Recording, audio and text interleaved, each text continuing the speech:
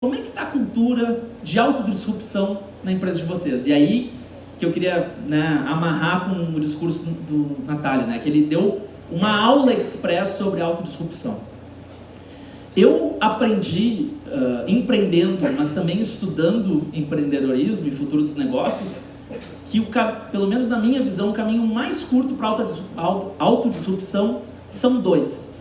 Um é uma ferramenta que funciona para a empresa e um é uma ferramenta que funciona para as lideranças. Eu vou contar essas duas ferramentas para vocês nos próximos 15 minutos e se eu fizer bem meu trabalho, eu acho que vocês vão sair daqui fundamentados para botar isso em prática, se é que vocês já não estão botando. Não se preocupem que esse PDF vai todo para vocês.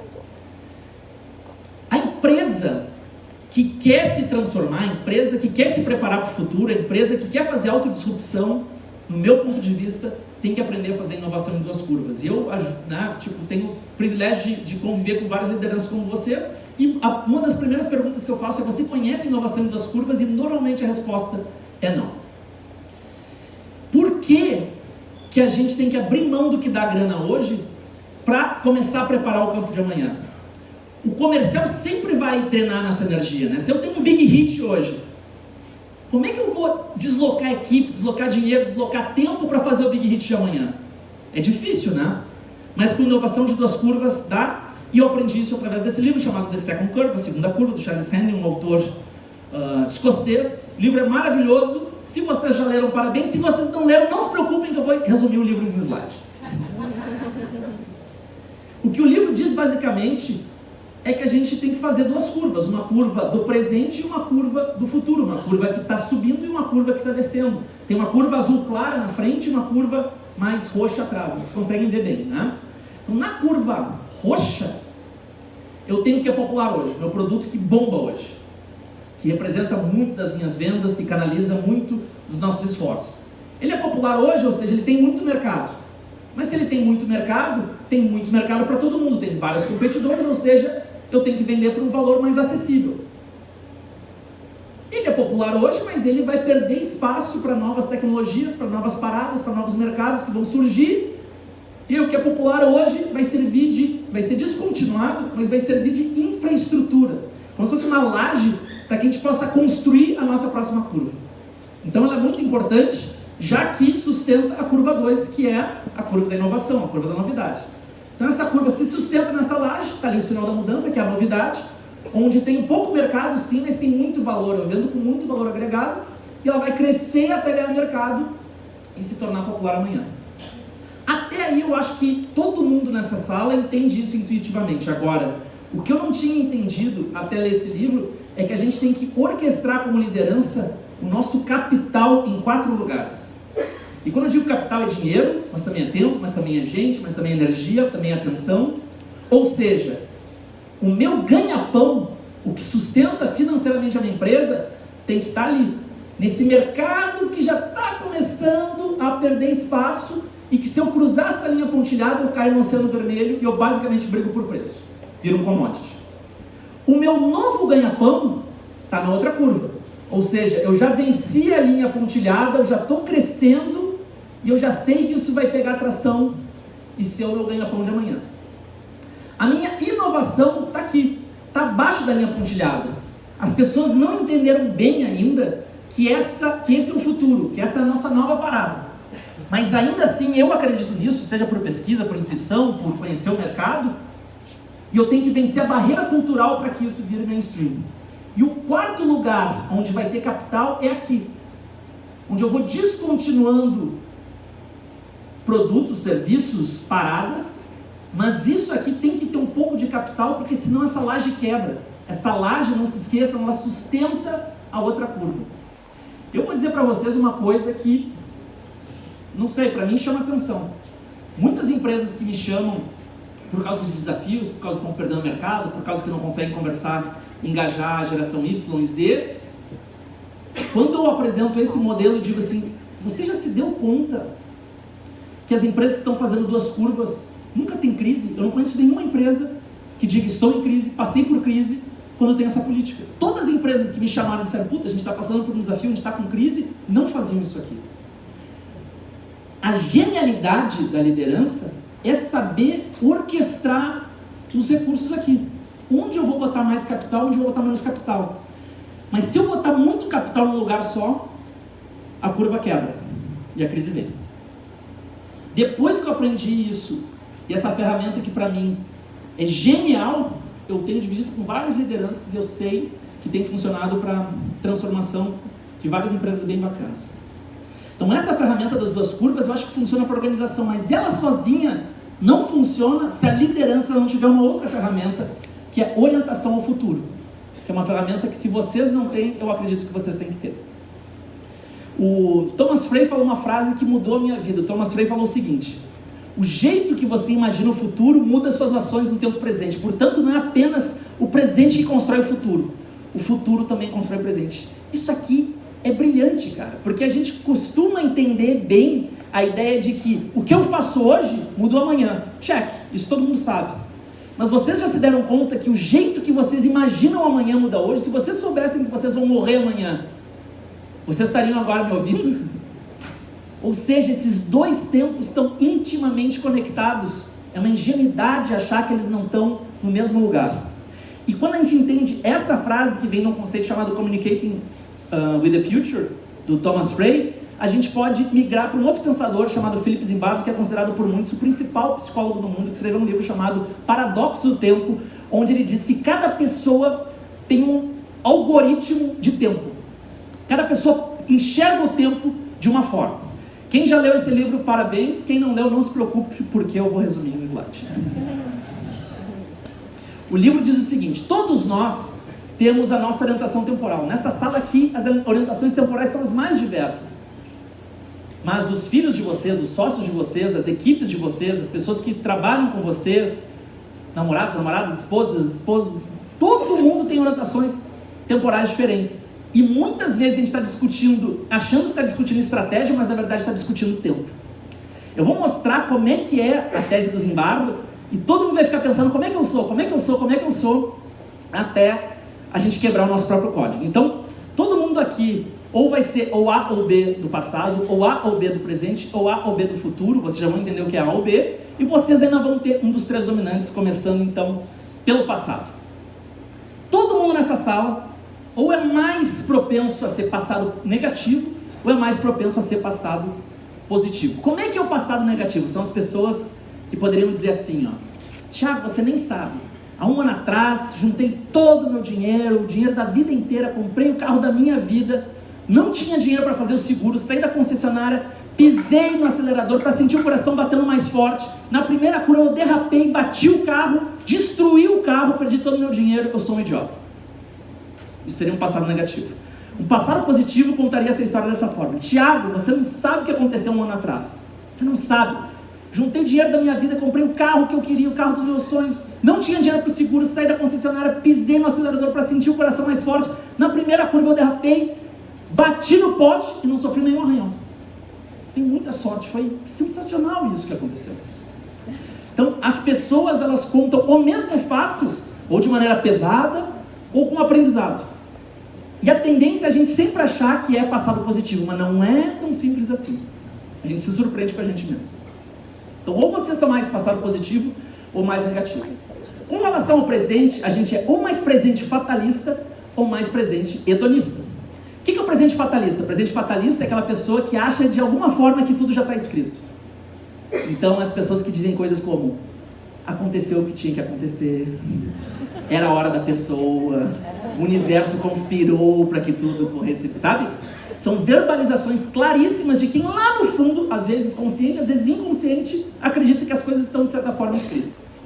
E o presente hedonista são aquelas pessoas que aproveitam muito o agora, né? Que eu costumo brincar que ficam ricas na balada, né? Dizem: amanhã eu penso na manhã, vou passar o cartão e azar, agora eu vou curtir a vida, amanhã às 5 da manhã eu descubro o que eu faço e a vida é agora e vamos lá. Eu confesso para vocês que no almoço eu vi vários presentes hedonistas. Adorei.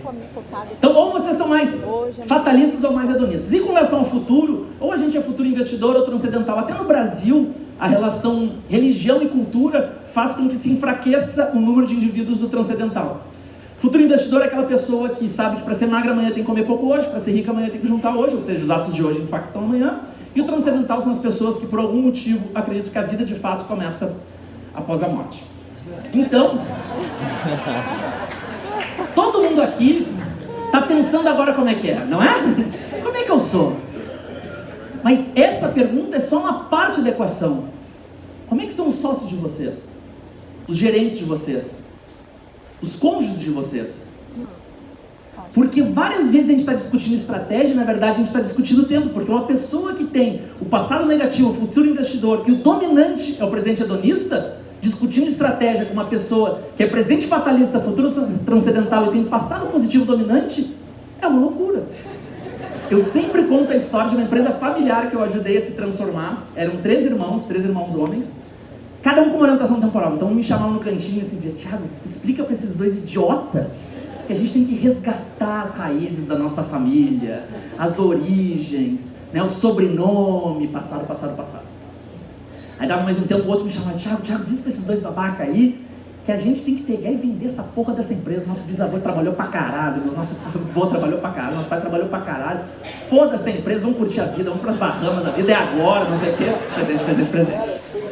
A terceira pessoa dizia: Thiago, explica pra esses 2 cabeça de vento aí que tá só começando, a gente tem que botar dinheiro, futuro. Os 3 estavam certos, mas os 3 estavam errados e era um papo de louco. Sabe o que eu fiz? Dei 3 livros.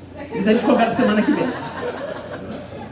O mais maluco é que tá cheio de board, tendo esse papo invisível nas entrelinhas, sem conhecer esse conceito.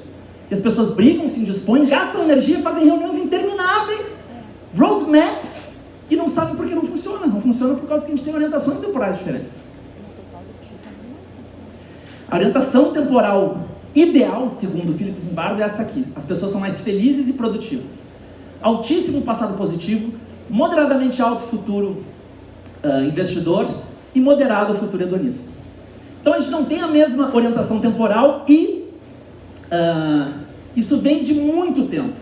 Talvez vocês estejam carregando a orientação temporal de vocês desde a infância. Eu vou mostrar aqui um exemplo. Tem um outro estudo chamado Estudo do Marshmallow, que também é de Stanford, onde eles chamavam, né, nesse caso aqui é uma psicóloga, chamava uma criança e dizia: criança, eu vou te dar um chocolate se você sair da sala. Se quando eu voltar o chocolate ainda estiver aqui, você ganha um segundo chocolate. Eles queriam saber a orientação temporal, a disciplina, a recompensa das crianças. Vamos ver como é que rolou esse experimento. The deal is, you can eat this chocolate fish now, or if you wait, you get another one. Okay? I'll be back soon.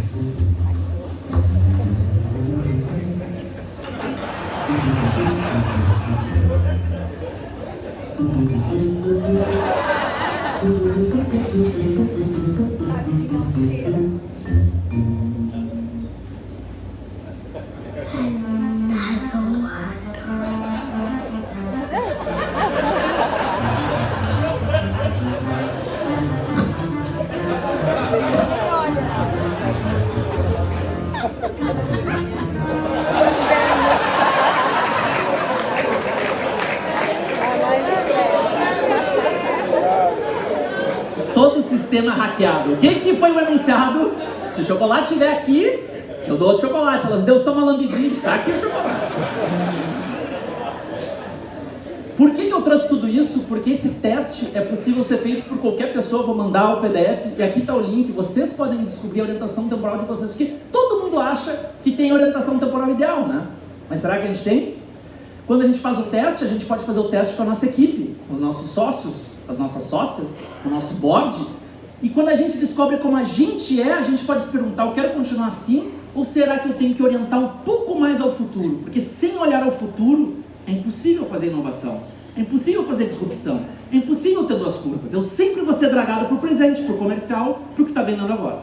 Então eu acho essas 2 ferramentas espetaculares, sensacionais. Eu uso ela nas minhas empresas, eu recomendo elas para todo mundo que me pede. E num período curto aqui, que eu achava que era importante a gente não sair não só com inspiração, mas também com um how-to. Segunda-feira, se vocês não conheciam essas ferramentas, vocês podem começar a aplicar. E eu acredito que isso vai ajudar não só na autodisrupção da empresa, mas na autodisrupção como liderança. A terceira pergunta, se eu tivesse só tempo para fazer 3 perguntas para vocês, seria: como está o nosso legado? Como está o nosso legado? Aqui eu vou mostrar várias coisas que eu nunca mostrei, que eu até com frio na barriga de mostrar, porque são coisas muito íntimas, muito, muito, muito íntimas.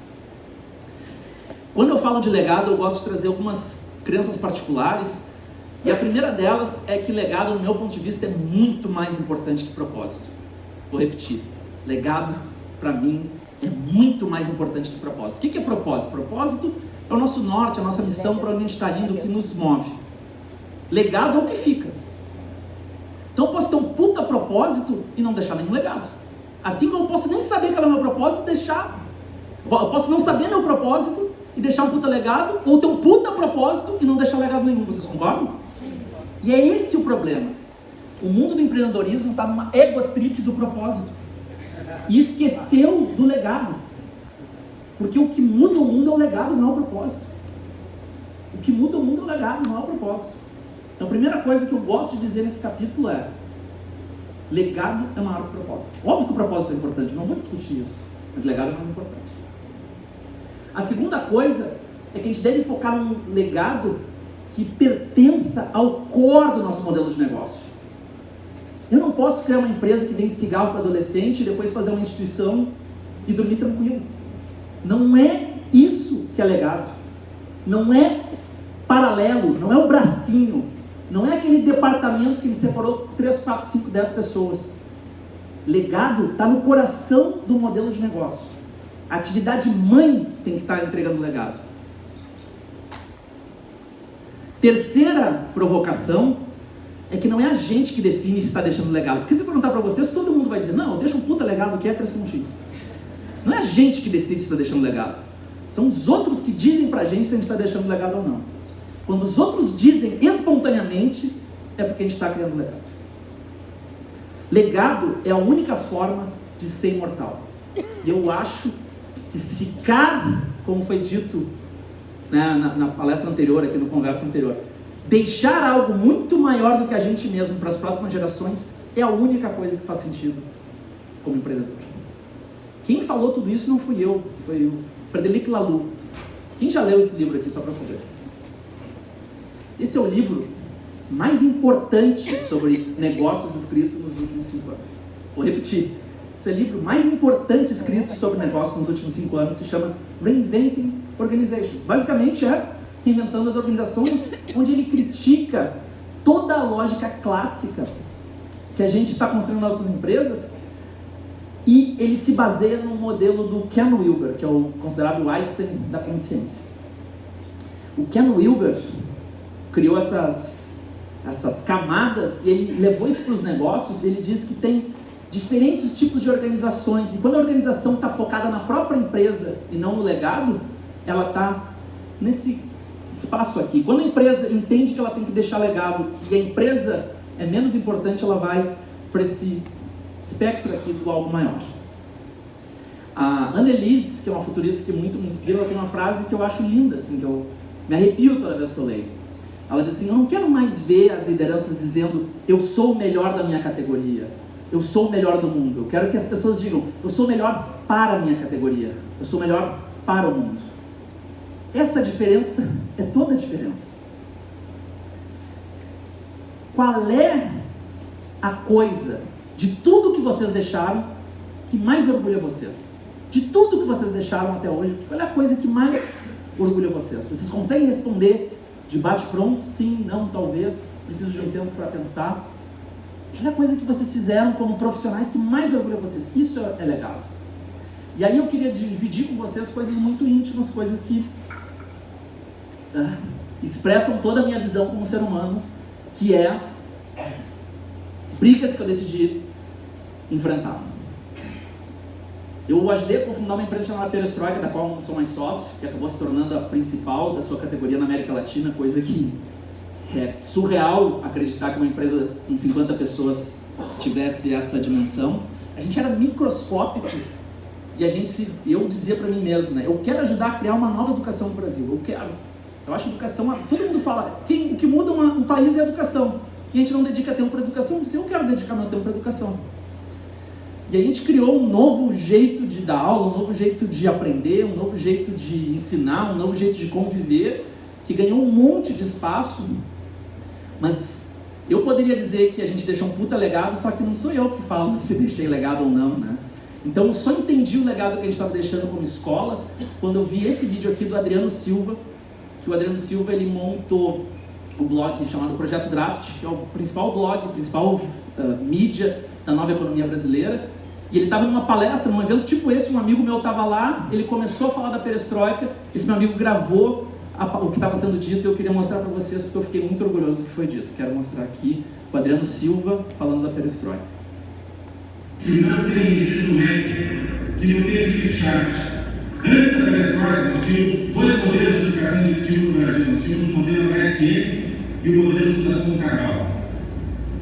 Depois da perestroika, criou-se esse novo segmento que hoje é populado por dezenas de players, como Descola, Hub Escola, Escola de Design Thinking, Escola da Vida, do filósofo Alain de Botton. A perestroika não apenas inventou esse modelo, como pavimentou o hábito de consumo de educação no Brasil para o surgimento de escolas como Higher Valley e Singular University, que hoje estão num momento de bastante hype no Brasil. Se esse cara diz que não só criou um novo jeito, um novo mercado, mas também pavimentou para que outros players aparecessem, eu me sinto com a missão cumprida, sim. E quando eu vi esse vídeo pela primeira vez, desculpa que eu passei um slide aqui. Quando eu vi esse vídeo pela primeira vez, eu me dei conta que eu podia sair da empresa, eu podia deixar a perestroika, e foi o movimento que eu comecei a fazer.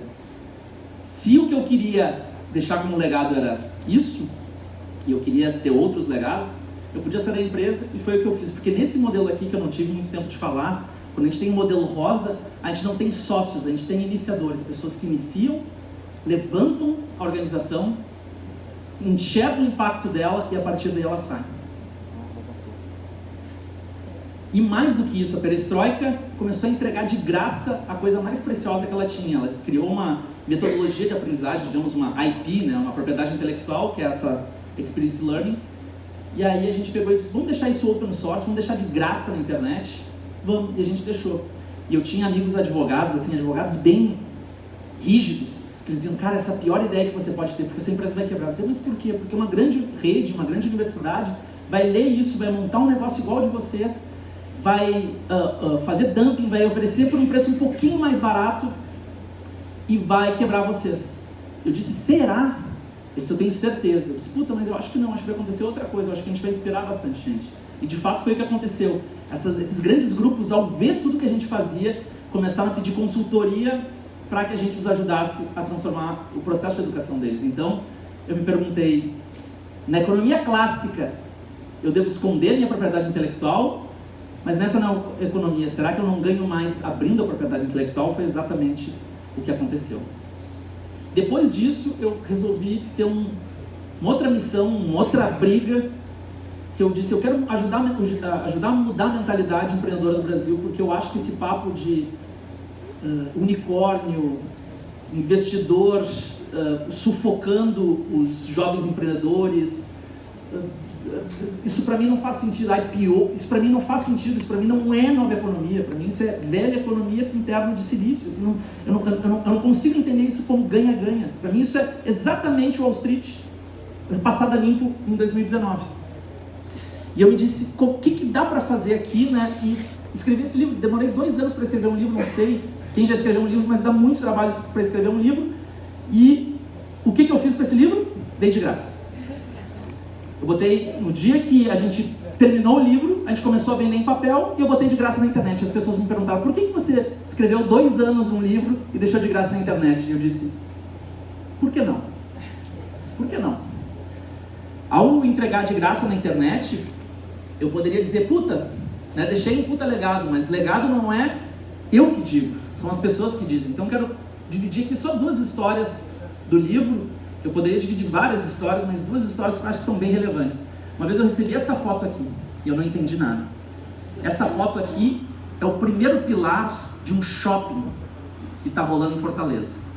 A pessoa disse, o seu livro me inspirou tanto, que eu quero que ele fique na pedra fundamental do nosso shopping como inspiração a tudo que aconteceu. Eu disse, cara, quantos livros fazem parte de um empreendimento, né?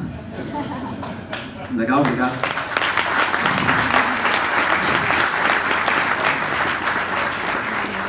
Na última semana, eu peguei essa história que é mais antiga, mas na última semana aconteceu isso aqui. Uma menina tatuou no braço uma frase do livro. Quantas pessoas têm uma frase sua tatuada no corpo de outra pessoa? Eu fico super emocionado vendo isso aqui. A frase diz o seguinte: porque depois que você abre os olhos para certas coisas, você não pode mais se omitir. Ou você age ou vira cúmplice. Ou você age ou vira cúmplice.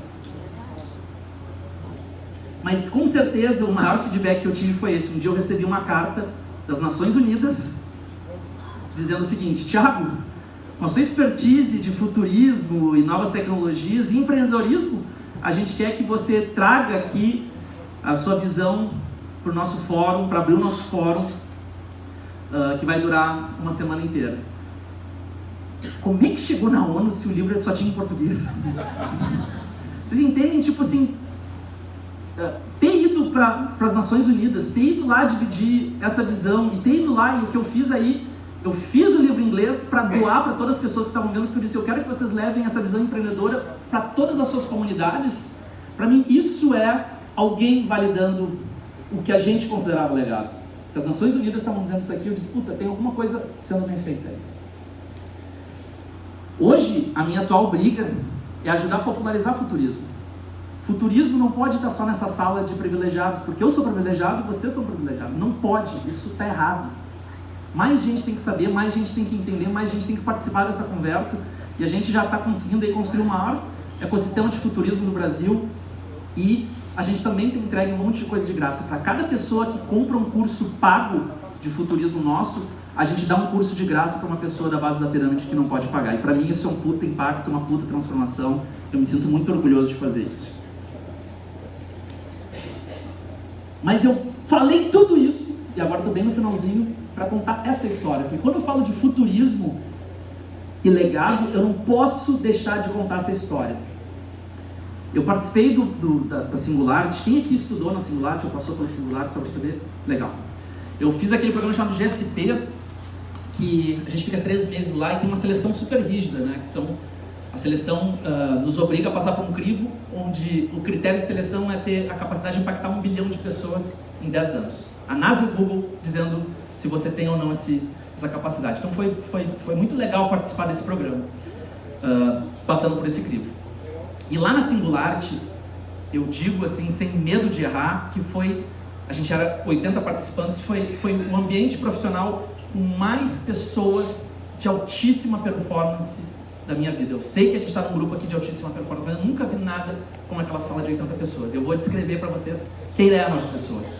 A primeira pessoa, a gente teve um happy hour assim, para se conhecer, um quebra-gelo, tipo o que rolou aqui, e a primeira pessoa que eu conheci foi o Cachife. O Cachife me perguntou assim, oi, qual é o seu nome? Thiago. Quantos PhDs você tem? Ele não perguntou se eu tinha PhD, ele perguntou quantos PhDs você tem. Aí eu meio que desconversei, disse, vou no banheiro ali, já volto e tal. Vi que não era muito pra mim esse grupo. A segunda pessoa que eu conheci foi a Sara Nasseri, que era a mais novinha do grupo. Tinha 19 anos. Aí eu cheguei na Sara e disse, e aí, Sara, tudo bem? Imaginando que ela era super inexperiente, né? O que você faz? Faço umas coisas. Mas o que você faz? Umas coisas. Pode falar pro paizão, que eu já comecei também, achando que eu ia reinar em cima dela. Posso falar mesmo? Posso. Então tá. Eu descobri um jeito de captar o ozônio da camada de ozônio. Eu montei uma empresa chamada Buckball. Eu tiro a estrutura do ozônio da camada de ozônio, transformo isso numa pomada para proteger dos raios UV, coloco isso em vidro de casa, vidro de carro. Estou montando uma startup agora aqui, né, lá com o pessoal de Stanford. E você, Thiago, o que faz? Eu disse, não, acho que já volto. Fiquei muito constrangido. A terceira pessoa que eu conheci foi o Elishai Ezra, de Israel. Ele tem uma fisionomia parecida com a minha, cabelo preto, óculos assim, maior, barba. E a gente tem a mesma idade. Elishai, essa galera é muito estranha, né? Ele né, cara, pô, tamo junto aqui, né, cara? Pô, vamos deixar essa galera aí, vamos a gente aqui sobreviver e deixa eles lá, né? O que você faz, Elishai? Ele, eu tenho um projeto chamado Human on a Chip, humano num chip. Que legal, o que é? Ele, é um humano num chip. Aí eu desisti, né, cara? E de fato é um humano num chip. Essa era a galera, eram 80 pessoas de 39 países, e essa era a galera. E lá a gente tinha uma prova, que era uma apresentação chamada Ignite, que é tipo Petyakutia. Vocês conhecem Petyakutia? São slides, 20 slides que passam automaticamente a cada 15 segundos, dando um total de 5 minutos, certo? Os slides passam automaticamente. Ela é super desafiadora até para pessoas que falam em público com alguma recorrência.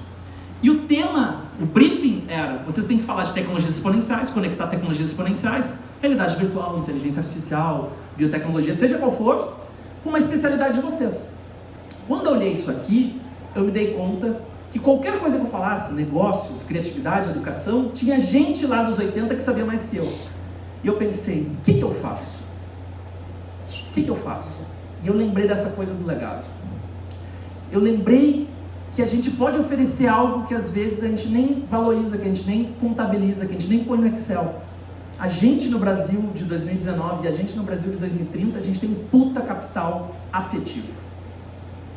Todo mundo que já viajou para o exterior, e todo mundo sabe que a gente chega no exterior, fala que é brasileiro, todo mundo sorri, os caras falam, Romário, Ronaldinho, né? Tipo, a gente tem isso e a gente não contabiliza isso, e a gente fica tentando ser o Vale do Silício, cara. E a gente está usando as métricas dos outros, em vez de fazer com que as nossas métricas sejam usadas pelos outros. A gente está se deixando colonizar por outras mentes, em vez de colocar luz ao que a gente tem de mais genuíno e brilhante, que é a afetividade, que é o carisma, que é a emoção. Quando eu me dei conta disso, eu disse, eu vou deixar um legado para essa turma, porque eram 80 pavões, todo mundo brigando para ver quem era o mais inteligente, quem tinha mais PhD, quem tirava mais ozônio do espaço. E eu disse, eu vou fazer uma coisa diferente. Eu vou defender que o abraço é uma tecnologia exponencial. Puta ripongagem, né? Tipo, começa por aí. Calma que piora, calma que piora. E aí, eu disse, mas eu vou fazer, eram 80 apresentações, então eu tenho que chamar a atenção da galera. Eu vou fazer isso vendado. Porque uma apresentação onde os slides passam ao mesmo tempo, se você está vendado, você não está vendo, você não tem referência. É mais ou menos como dar uma faca para um bebê. Todo mundo pensava, esse cara vai errar, esse cara vai errar. E gerava uma tensão na sala, mas ao mesmo tempo, uma atenção. Eu vou mostrar o vídeo. Essa é a apresentação mais difícil que eu fiz em toda a minha vida. Eu me orgulho muito dela. Dá frio na barriga de ver. Que eu vejo o vídeo e disse, eu vou errar agora. E eu torço para que vocês gostem. Acho que tem uma mensagem muito legal. Uma mensagem sobre legado também. Eu só peço carinho de vocês, empatia, porque o meu inglês não é exatamente o inglês mais fluente do mundo. Eu cometo vários erros, mas eu acho que vocês vão ser generosos e se vocês se focarem na mensagem, eu acho que vai ficar tudo bem. Então, Ignite vendada e depois eu explico e processo tudo isso. Vamos lá.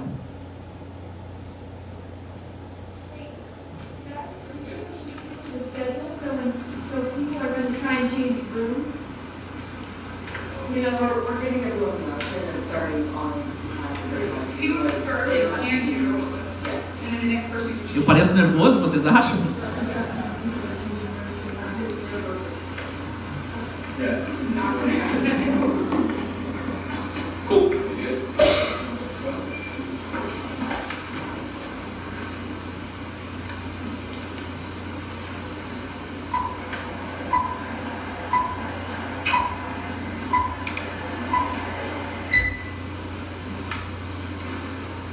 Well, I'm Thiago and I'm here. You know, the first thing I want to do is to blindfold myself because the issue we are going to talk is an issue that I think we are not looking at this in the right way, you know. Actually, I'm a hugger. I'm very connected with my family, with my friends, with my workmates, and you know, I express my feelings all the time. And I love you as you guys, but you know, I miss them a lot. And you know, because of that, I was feeling like depressed, lonely, sad, and I thought about quitting as you, not just once, not twice, several times. I miss them a lot. And I had to do something. So I asked for a hug, a friend's hug, a true hug, and it helped me a lot. I cried, you know, I went to my room, I cried a lot after that, and I recovered myself, and now I'm back. And, you know, I started thinking, isn't it hugging a technology? Because we're always thinking about technology connected with computers, and I don't know, robotics and those kind of stuff. But I went to the dictionary, and the dictionary says that technology is the knowledge of techniques in order to solve a problem or to achieve a goal. If this definition is right, hugging is definitely a technology. Hugging is a powerful and unique technique that helps us solve problems. Mostly when we are sad, when we are depressed, like I was a few days ago. I can go further and think about science that's helping us to know that hugging is good for heart health and blood pressure. And, hugging is good, but we need good hugging. And good hugging is in 3 steps. First, you have to hug. And second, you have to try to understand others' feelings, and then keep hugging till both feel okay. This is a good hug. This is the cool hug. And when you give a good hug, it becomes scalable, a scalable technology, because you spread, the hug for everyone. And, we'll give at least 2 hugs, 2 good hugs. And as you can see, because I can't, it's exponential, not just in a matter of quantity, but it's in a matter of quality, because the most you hug, the better hugger you become. This is how free hug movement started. A guy just wanted to hug a stranger, and the stranger loved it and cried and spread hugging, other people when the stranger was loved. And we have like thousands of huggers now. And I don't know if you noticed, but this technology is free. Love is free. Empathy is free. Compassion is free. It's free and important, that's just for free. And compared with another technology, an anagram viewer, then it's amazing how many people are talking about this. It's not just for me, it's for many people and many people around the world. In order to solve the global challenges, I think hugging is a very unique technology, powerful technology, because it makes us understand others' realities.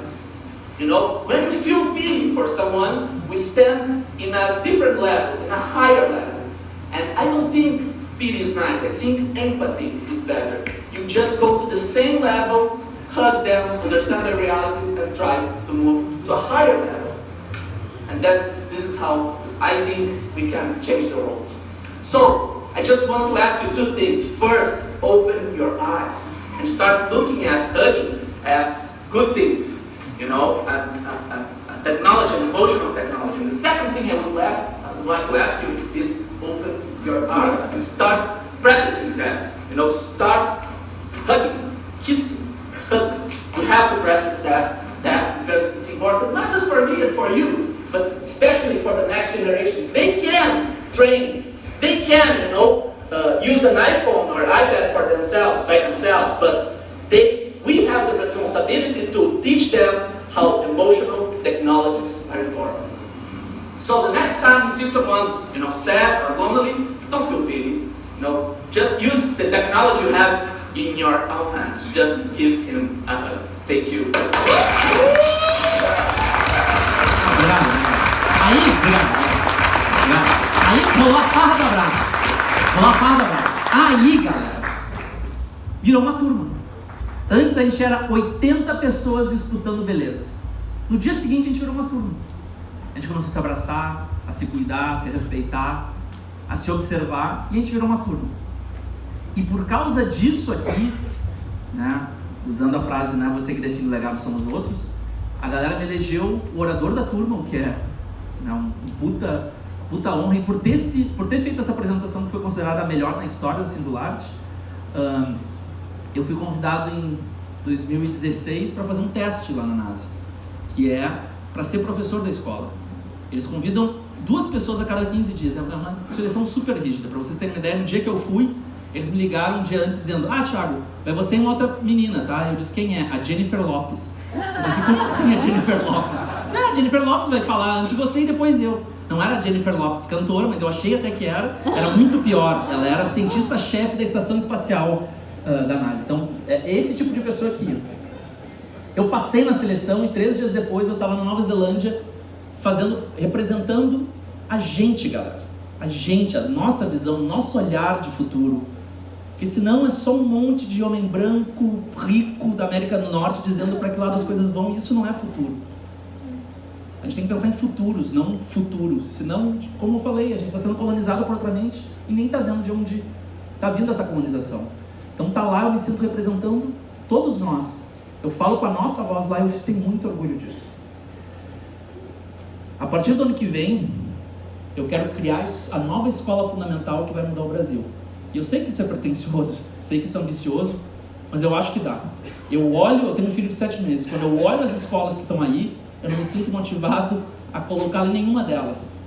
E se a gente não se sente motivado, o que a gente faz? A gente cria um sistema que deixa o atual obsoleto. E é isso que eu pretendo fazer. E quem quiser me ajudar, é muito bem-vindo. De tudo aquilo que eu deixei, tem várias coisas aqui das quais eu me orgulho muito. Muito, muito mesmo. E eu divido essa pergunta com vocês. De tudo que vocês deixaram, o que é o que vocês mais se orgulham? E esse é o questionamento sobre o nosso legado. Para terminar, eu agora tenho 3 slides, eu sei que eu passei do tempo, mas para contar essa história aqui eu precisava contar no ritmo certo, desculpa, gente. Queria deixar uma frase que mexe muito comigo, que é da Dr. Jameson, que ela diz: nunca se deixe limitar pelo fato de que as outras pessoas têm uma imaginação limitada. O Einstein dizia, né? Muita gente vê o que é e não o que pode ser. Quando a gente fala de futuro, de novas empresas, de novas possibilidades, o pensamento obtuso, o pensamento quadrado, o pensamento da caixa diz: não, mas isso não dá. A maioria das vezes é porque as pessoas não têm imaginação, elas não conseguem imaginar o que pode ser, elas só veem o que é muito concreto e pouco abstrato. Uma liderança que não tem imaginação não consegue construir um futuro mais legal do que o que é hoje. Acho que legado é a grande missão de uma liderança. Quando a gente deixa legado, a gente se torna imortal, a gente passa a fazer parte de algo maior. E eu quero fazer parte de algo maior, acho que vocês também querem fazer parte de algo maior. Por isso a gente montou esse vídeo aqui, que homenageia o Dr. Stephen Hawking e o Max Schlinkenmeyer falando sobre fazer parte de algo maior. I have spent my life traveling across the universe, inside my mind. Through theoretical physics, I have sought to answer some of the great questions.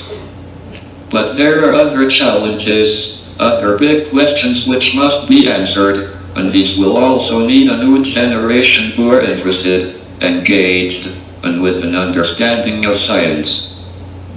How will we feed an ever-growing population, provide clean water, generate renewable energy, prevent and cure disease, and slow down global climate change?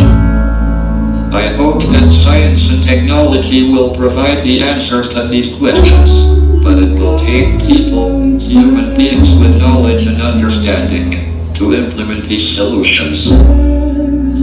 One of the great revelations of the space age has been the perspective it has given humanity on ourselves.